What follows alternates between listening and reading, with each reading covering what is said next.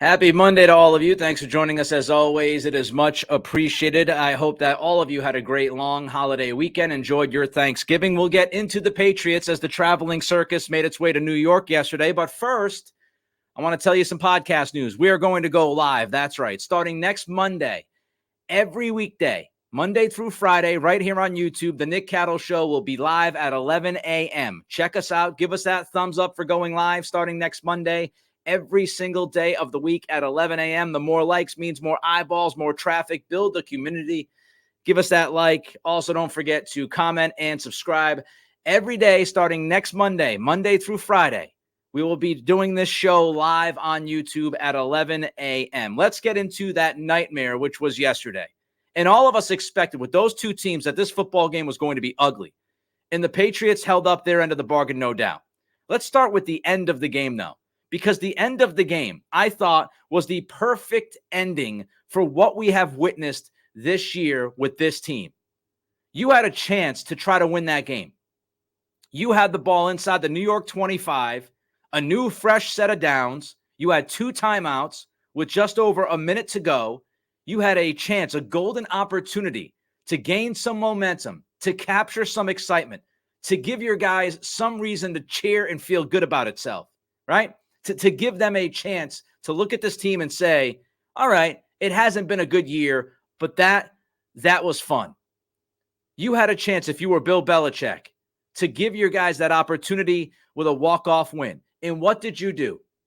What did you do? Inside the New York 25-yard line with over a minute to go and 2 timeouts, you run the football for almost nothing. Incomplete pass in the flat. And then you run a jet sweep with Tyquan Thornton on 3rd and 8. Which is the most ridiculous play call I can remember out of a lot of ridiculous play calls this season.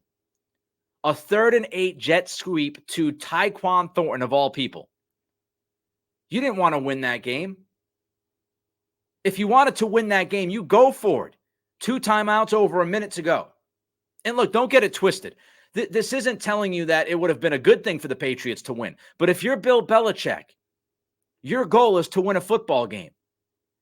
Your goal is try to get your guys going by any means necessary. When you're 2 and 8, try to find some kind of life. Give them a little bit of a boost. In Bellichick being so conservative yesterday, which has been a trend, we've talked about it. Go back a month and a half, 2 months ago, when we started this podcast, we talked about Bellichick coaching scared. That continued yesterday. Coach scared, play scared, look scared, be scared. They are scared, and they stink. And with over a minute left in this game with 2 timeouts, inside the Giants' 25-yard line, you were playing for a field goal. You were playing for overtime at 2 and 8. What's the point? What's the point playing for a field goal? What are we doing here? You have nothing to lose. You tuck your tail between your legs and run a jet sweep on 3rd and 8. Just be happy with the 3 points. As if you made that field goal, which you didn't. The kicker that you traded up for in the 4th round, by the way, as Nick focused 22 of 23 this season on field goals. The guy that you traded up for in the 4th round, which is just hilarious to think about. But you traded up in the 4th round to get that kicker who's now missed 2 chip shots the last 2 games we've seen. Missed a chip shot in Germany, missed a chip shot yesterday to push that game into overtime. But as if your kicker actually made the kick, you had confidence in your offense to be able to move the football in overtime and win that game? Your offense had been an atrocity, a joke, an embarrassment. What was the thought process there? Let's tie this game at 10-10 instead of going for the win so we can get the football in overtime and hopefully maybe, fingers crossed, get 40, 50 yards and try another field goal? From a guy that we don't trust from 50 yards and beyond when we moved up to draft him in the 4th round because he had a quote-unquote big leg? Like, am I going crazy? I'm not going crazy. You're not going crazy. This team is crazy. This operation is crazy. It's an all-out mess. It's a circus. It's Barnum and Bailey's traveling from town to town. Put the tent up, rip it down. Put the tent up, rip it down. That's what this team is at this point. You can watch this team and you can have 6 to 7 solid questions every single game as to why the hell what just happened. And yesterday was no different. Now let's get to the quarterback mess. the quarterback circus that led us into this game. What actually happened with the quarterbacks? Now, if you read reports from credible writers who talk to their sources, they would tell you the reps were split 50-50. Andrew Callahan reported it. Mike Reese reported it. And many other guys out there on the beat reported that the reps were pretty much split 50-50. Callahan posted yesterday that Mac Jones edged Bailey Zappi in practice, but it was fairly close. Said Zappi's poor game performance also factored into the decision to start Mac Jones. Fairly close. Let me ask you this. If Bailey Zappi and Mac Jones were fairly close in practice, and you've seen what you've seen from Mac Jones, albeit Bailey Zappi has been bad. Statistically, he has been worse than Mac Jones. But the nature of the interceptions that Jones has thrown, right? The lasting image of Germany against the Colts when he throws that god-awful pick and you bench him at the end of the game and you throw Bailey Zappi into the deep end with 2 minutes left to run that drill, the 2-minute drill, right? You throw Zappi into that situation. You thought Zappi gave yourself and your team the best chance to win against Indy in Germany after that Mac Jones pick. You thought it was Bailey Zappi's time. You as in Bill Belichick, because you made the move. Then how in the world can you pull Mac Jones at the end of that game in Germany and give Zappi the team in that moment? But yet, you still have a quarterback quasi-competition. We'll get to that in a second, because how much of a competition was it? Depends on who you ask. And not depends on who you ask as far as reporters and insiders. Depends on who you ask in that facility. But after the game in Germany against the Colts, pulling Mac Jones at the end of that game, putting Zappi in, and then you have a quarterback quasi-competition, and Bailey Zappi and Mac Jones are pretty much neck and neck the whole week. It was fairly close, according to Andrew Callahan. Then how in the world do you start Mac Jones yesterday? How do you do it? I said it 2 weeks ago. If you're going to have some kind of competition, if it's even remotely close, then you can't start Mac Jones. And I didn't think they should start Mac Jones anyway. Not this week. Not after Germany. Not after what we've seen. Not after pulling him at the end of the game in Germany. But how much of a competition was this? Yesterday, we had reports in the morning that Bailey Zappi was going to be in the mix. That always works, right? It worked out great when they played against Chicago. Monday Night Football, remember that disaster when Bellichick embarrassed Mac Jones by pulling him and throwing him out there when he wasn't healthy? And the fans are chanting for Zappi and that complete ridiculosity that played out. That worked out so well against Chicago. So let's roll with the, hey, quarterback 2 could be in the mix here. Let's go with a quarterback rotation on Sunday. Week 12, and you're talking about your backup quarterback. He might be in the mix here. The Mac interceptions, the same stuff we saw. Bad footwork, bad decisions is what it is at this point. He's broken. Bailey Zappi wasn't much better. They obviously don't trust the guy. This was from Zach Cox from Nesson. He posted this. Zappi's 9 completions yesterday featured a total, I said total, of -4 air yards. He did not complete a pass to a target more than 5 yards downfield. And 5 of the 9 that he completed were behind the line of scrimmage. Evan Lazar posted that the touchdown drive to begin the second half with Zappi, the average target was -1.5 yards. Screen pass, screen pass, screen pass, screen. Screen, screen, screen, screen, screen, screen, screen. Screen, bubble screen, screen, bubble screen. That's all you saw.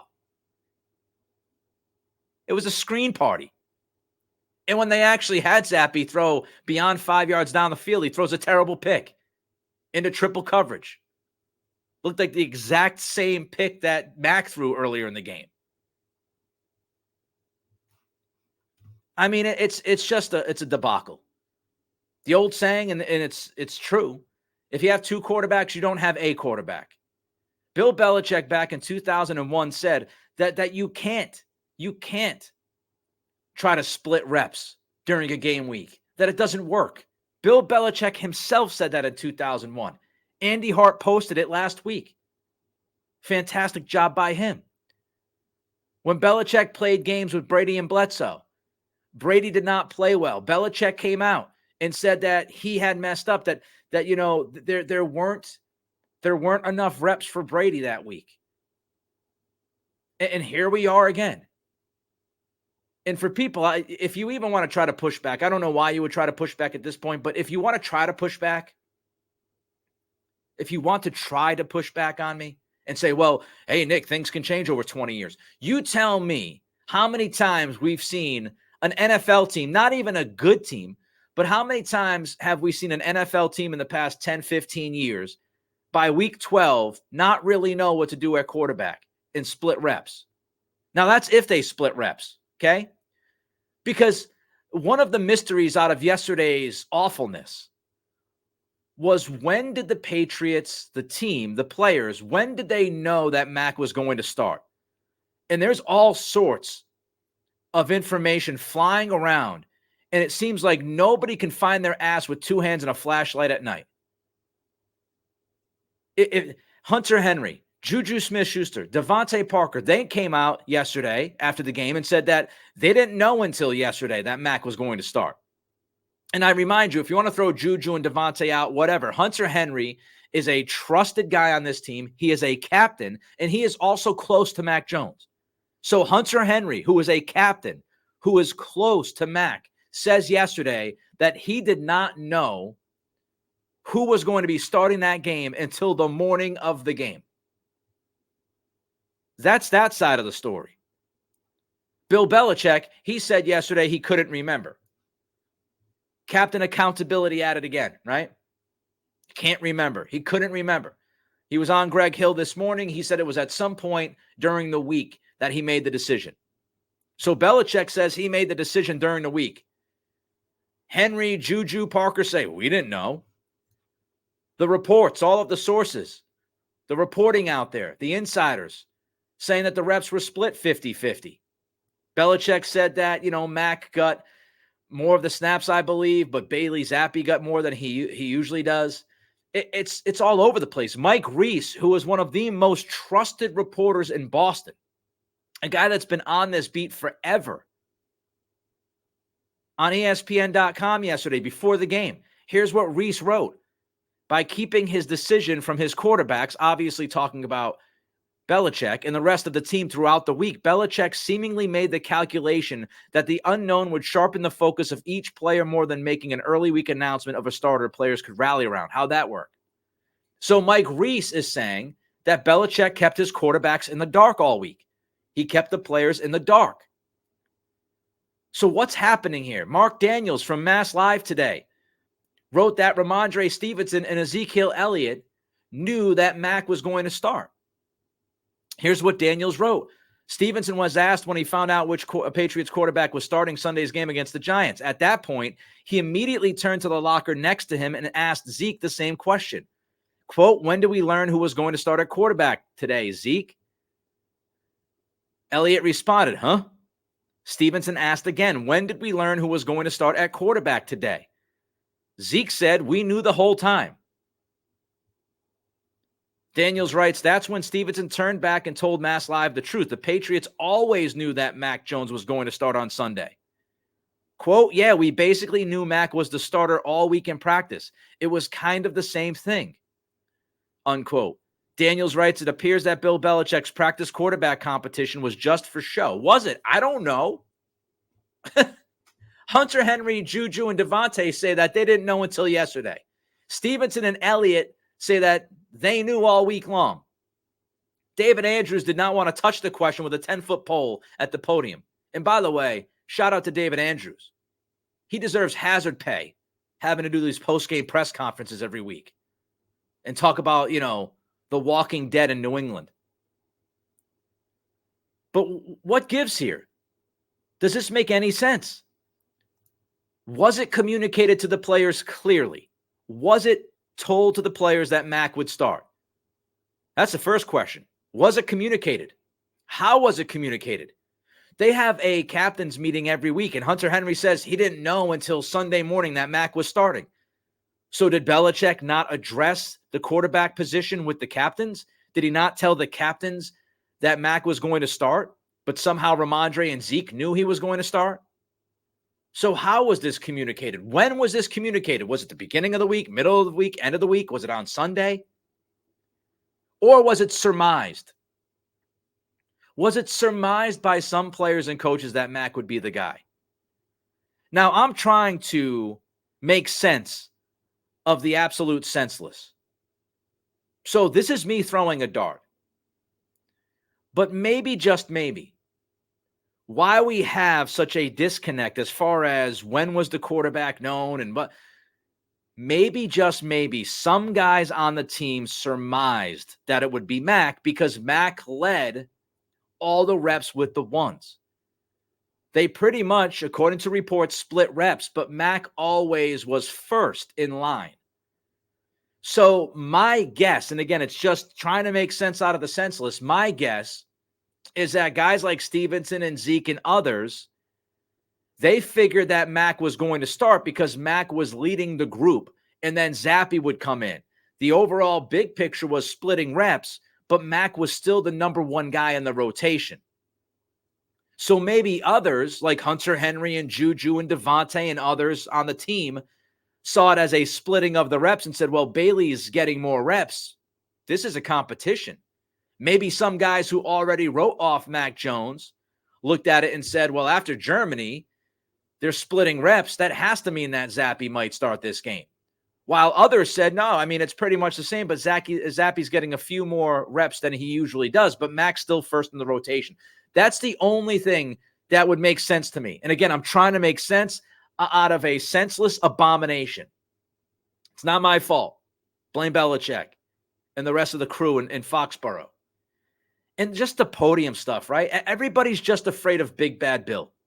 Nobody wants to go up there and just say what it was. Everybody's tap dancing. Everybody's got to think about it. Everybody's afraid of being honest. Everybody's afraid of saying how they saw things. Because the shroud of secrecy that covers and hovers this organization with Bill Belichick as the head coach and GM. So you get no straight answers. You get no accountability. You get very little accountability from most of these guys. You don't get much accountability at all from Belichick. You've got a paying fan base, people that pay to see this team, a season ticket holder list that is long. And Belichick goes out there and says he can't remember when he made the decision. Like, that's just ridiculous. He's the GM. He's the head coach. He's the voice of this team. And they're 2-9, one of the worst teams in football.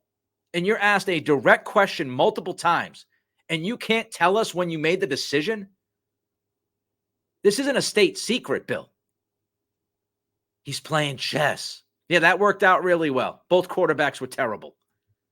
They cut Will Grier during the week. Why was he on the team through the bye week? Why was he even on the team? You're cutting him. Malik Cunningham, by the way, is getting 0 reps at quarterback since Vegas. He was cut. The quarterback shuffle continues. And you're trying to tell me this isn't a mess for those who try to tell me it's not a mess? Let's get to the game plan. That was a disaster. Why in the first half you're going against the team in the Giants? We talked about this a little bit on the Greg Bedard podcast. I believe I talked about it a little bit before Thanksgiving. Who knows? It was a long time ago. But the New York Giants going into this game were 30th in the league against the run. Teams were averaging almost 5 yards a carry against the Giants defense. In the first half, before the final run of the first half, which didn't really matter, you were just trying to get to halftime, trying to get to the locker room. Before that run, Bill O'Brien called 21 pass attempts and 12 runs. You have a broken quarterback. You're playing against one of the worst run defenses in football. Your run game actually is doing well because on those 12 running back carries, the Patriots were averaging almost 5 yards a carry, which is precisely, I think it was 4.8, which is precisely what the Giants were giving up throughout this season. And the Giants didn't have their best player, Dexter Lawrence, interior defensive lineman yesterday. You go into that game yesterday and call 21 passes and 12 runs in the first half against that defense? Why? With your broken-ass quarterback. And you're getting 5 yards a carry. The Patriots should have run the ball 50 times yesterday. That's it. Run the ball 50 times. I posted that before the game. This is not hindsight. If I know that, how do they not know that? And whether it's O'Brien, whether it's Bill Belichick and Bellichick setting the course. I know Greg Bedard wrote yesterday that, Belichick is the guy that pretty much goes in and says, this is how we want to handle this game. I don't know if Belichick wanted offensive balance. I don't know if Bill O'Brien had a brain fart. I don't know if he had a meltdown. I don't know what happened. All I know is the results sucked. They had 2 weeks to prepare. 2 weeks to prepare for this game, coming off of a bye week against one of the worst teams in football. And that's what you did offensively. Your quarterback stunk. The approach during the week in practice stunk. Your play calling stunk. 2 weeks to prepare, and you put up 7 offensive points. 2 weeks to prepare, and you have Mike Gesicki not knowing which route to run, not once but twice in that game. Had no idea what to run against man coverage. It's week 12, and Gesicki has no idea which route to run. You got confusion at the line of scrimmage. It's nonstop. Play clock is down to 1 every single snap. Guys are running around. They look confused. Jones is like trying to orchestrate. Like he's with the pops. It's just madness. 2 weeks to prepare. Imagine a short week, what it would look like. This is off of a bye. Just unbelievable. Absolutely unbelievable. Now let's get to Belichick coaching scared, because I talked about this towards the beginning of the podcast. When we started this podcast, I did a podcast, a segment on Belichick coaching scared. And I talked about going all the way back to 2012 with Brady as your quarterback. Belichick was one of the most conservative coaches in football. We talked about this a couple of weeks ago when the computer cowboy on X posted 4th down decision-making, and the Patriots were smack dab in the middle between fear and confusion. And Belichick, again, coaching scared. The final drive, we talked about it. How about the first half? How about punting from the New York Giants 37-yard line? How about that decision? That was awesome. You're at the Giants 37-yard line. You have a 3rd and 7. Instead of running the football and trying to get a couple of yards to try to go for it on 4th and medium, you throw an incomplete pass because Tyquan Thornton can't get open, and Mac tries to hit him on the back hip, and Tyquan drops the football because the corner had leverage because your wide receiver can't run the route. Shocking. That Riverdance Thornton couldn't do it. Twinkle Toes Thornton couldn't run the route correctly. So you have options there, right? You can run the football, as I said, get a couple of yards against that Giants defense and kick a field goal at about 50 yards. That's one option. Or you can run the football, create a 4th and medium, and go for it. But the Patriots punt. They punt from the Giants 37-yard line. The team is 2-8. Are you afraid? Are you afraid of the Tommy DeVito Giants offense going 60-plus yards against your defense yesterday? Why in the blue hell would you punt that football? Makes no sense. How about the debacle, the charade that we saw later in the game, 3rd quarter, 4th and a half a yard. 4th and a half yard. Again, you don't go for it. You're on the Giants. You're on your own 40, I believe. And you don't go for it on 4th and a half yard. You're at 2-8 on the season. You have some momentum. You have some momentum in this game. You put a touchdown on the board. 4th and a half a yard. And what do? Instead of just punting the football, which is what I expected from the beginning, no, they have that ridiculous wildcat, Zeke Elliott, Hunter Henry, Bailey Zappi running out wide. All of this for nothing. And then you blow a timeout. You blow a timeout early in the 3rd quarter. For what? Why don't you just take the delay of game? You could have gone for it. You decided not to. You could have just taken the delay of game. You decided not to. Instead, 4th and a half yard, you pull that out to then waste the timeout. This is basic coaching stuff, everybody. And this is why I talked about this a few weeks ago, that Bellichick has taken a step back as a coach. You could still say he's a top 10 coach-ish. You could still say that if you'd like, because there's a lot of bad coaching in the league. But these decisions, the way that practice was handled with the quarterbacks, the way that the game was not executed properly, the operation of it all, the undisciplined tenor of this football team that we've seen in stretches, the rotation at wide receiver, which has made no sense. That's the head coach. Fourth down decisions, timeout decisions. That's the head coach. Steve Bellichick on 3rd and 10, when the Giants have the football on the Patriots' 12-yard line, 3rd and 10, 12-yard line, Steve Bellichick calls for a zero blitz. Terrible play call defensively. Jonathan Jones misses a tackle, touchdown City. I will give credit to Peppers, Barmore, Zeke, and Stevenson because those guys were the bright spots. Shout out to them for continuing to play hard and play pretty well. The product's bad. All right, Belichick's rep. How is it around the game? We'll get to that in a minute. I want to remind you, we're going to go live every single day, Monday through Friday, starting next Monday, December 4th at 11 a.m. on YouTube. Monday through Friday, every weekday at 11 a.m. We're going live on YouTube starting next Monday. Give us that thumbs up if you like my rants. If you agree or disagree with me, you can comment as well. But give us that thumbs up and let's get those numbers up as this community continues to build. All right, so The Athletic, last thing I want to talk about today. The Athletic had an anonymous player poll last week, and I didn't get to this because Thanksgiving, we had Thanksgiving and Friday off. But there was a question on this poll. 72 players responded. The question was, which current coach, aside from your own, would you want to play for? And you have Mike Tomlin at the top, Mike McDaniel. You have others as third, Andy Reid, Dan Campbell, Sean McVay, Kyle Shanahan, Nick Sirianni, Pete Carroll, Antonio Pierce, DeMeco Ryans, Mike Vrabel. And then you get to Bill Belichick at 2.1% of the vote. And we don't even know how many others were included in the 10.4%. So let's say that there were 4 others. So Belichick finishes 12th on that list. If there were 4 others, that means Belichick is in the middle of the pack of coaches that players would like to play for. Ipso facto, Belichick's popularity is plummeting throughout the league. And players are looking at this and they're saying, hey, look, he's tough to play for. And they're not winning. And they don't have Brady. Why do I want to go play for that guy if it's not going to make me more money or if it's not going to result in me winning a championship or even have a chance of contending?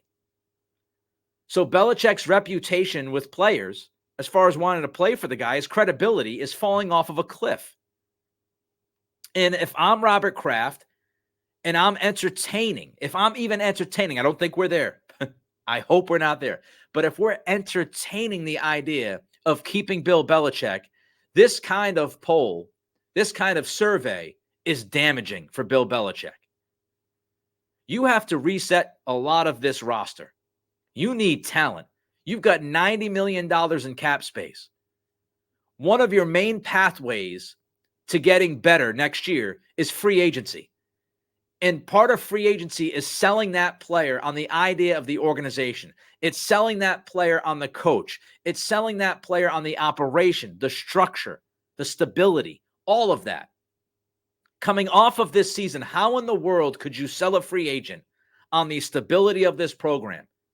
Post Brady, well below 500 at this point. How could you sell any player on Bill Belichick, especially an offensive player? How could you sell any offensive player on the idea that Bill Belichick is going to be your head coach? How could you do that? If you're Kraft, you're looking at this survey and you're saying, not many people want to play for this guy, which means we're going to have to overpay to get medium talent. That's not the path you want to take. What are you selling on free agents if you bring Bill back? What's the pull? The idea of 6 Super Bowls, I'm telling you, it's dead and buried at this point. If you're a free agent, you ask yourself, what is this guy going to do for me? And you look at this offense, you look at the operation, you look at the way that the media is handled and all of these different things that we've talked about. Why in the world would you be excited to join that team unless they backed up the Brinks truck and overpaid your tuchus? So if I'm Kraft, I'm looking at this, I'm saying a lot of guys don't want to play for this dude. He's like 16th, 17th in popularity for the players that were surveyed. I mean, why would any free agent, especially offensively, join a team that has an unknown at quarterback? Because we still don't know what the draft pick is going to be in April. You have a complete unknown at quarterback. Free agency is in March. So we won't know who the quarterback of this team is when free agency hits. So you're T. Higgins. Okay. They have an unknown at quarterback. No idea who's throwing the football to me.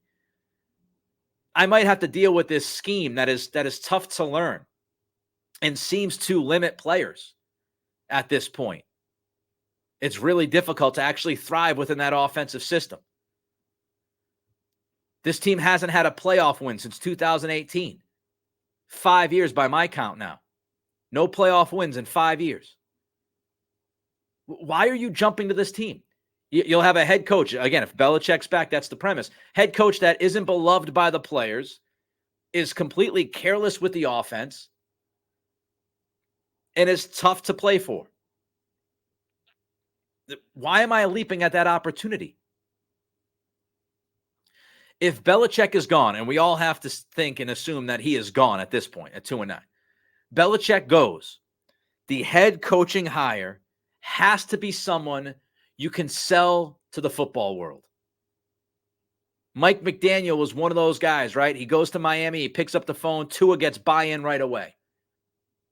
Whoever replaces Bellichick has to be somebody who the players believe in, that a coaching staff believes in, and is excited to play for or coach with.